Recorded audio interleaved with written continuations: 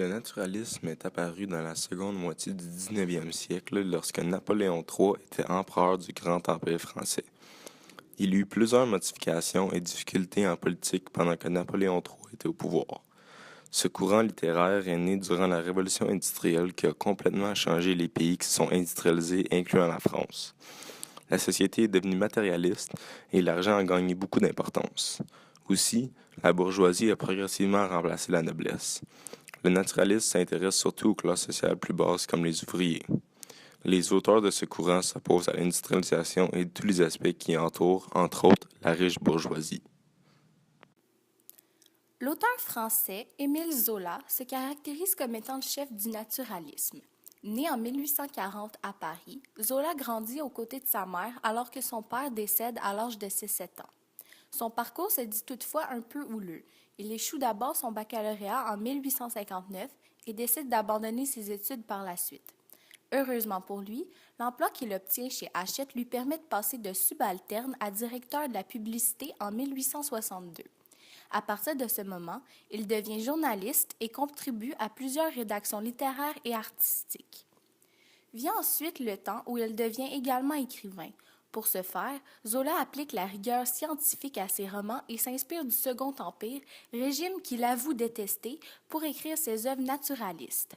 Suite à la publication de plusieurs romans, dont la série des Rougon-Macquart, Zola revient en force dans le domaine du journalisme politique et décide de prendre part à l'affaire Dreyfus, qui se qualifie comme étant une république modérée traversant une période de crise s'étalant sur une vingtaine d'années dès 1879. Ces dernières années se résument à essayer d'entrer à l'Académie française.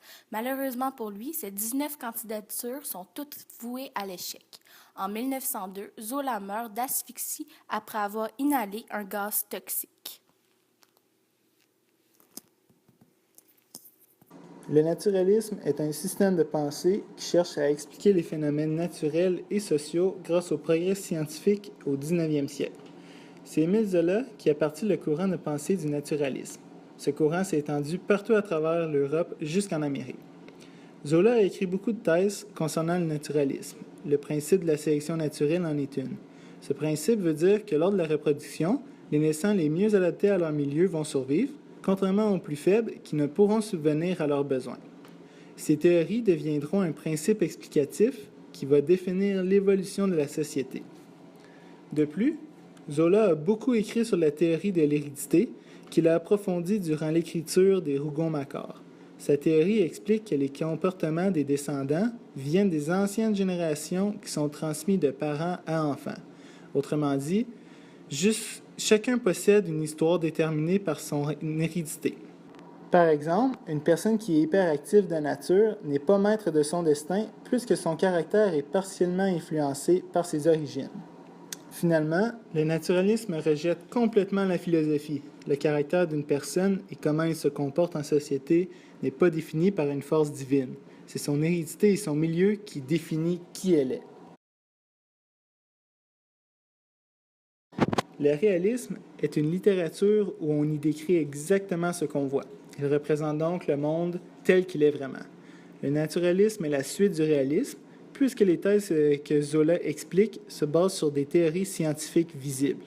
La similitude est qu'une des théories de Zola explique que certains gènes sont héréditaires et peuvent être observés dans une même famille.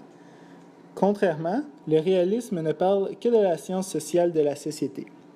La plus grande différence entre le réalisme et le naturalisme est que, comme mentionné par Zola, le naturalisme va plus parler de la biologie humaine, contrairement au réalisme de Balzac, qui écrit sur les comportements d'une personne qu'il observe dans la classe moyenne et populaire. On doit s'en tenir au Rougon-Macquart. Cette série de 20 romans, basée sur une histoire naturelle et sociale d'une famille de 5 générations du Second Empire, lui fut inspirée de Balzac et la comédie humaine.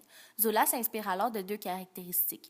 Premièrement, la psychologie de l'homme qui est influencée par le milieu dans lequel il vit, et deuxièmement, la méthode expérimentale de Claude Bernard, un physiologiste français, dans le domaine de la médecine, peut être appliquée en littérature. Ainsi, par cette série d'œuvres, Zola arrive à combiner deux milieux. Il y a d'abord les Rougons, gens profitant de la vie de bourgeois, et ensuite les Macquart, qui n'ont pas vraiment le même centre d'intérêt que ces derniers. De cette façon, Zola peut appliquer les concepts clés de ses écrits et prouver que c'est l'influence du milieu qui joue un rôle important dans l'avenir d'un individu, dans ce cas-ci d'un personnage quelconque.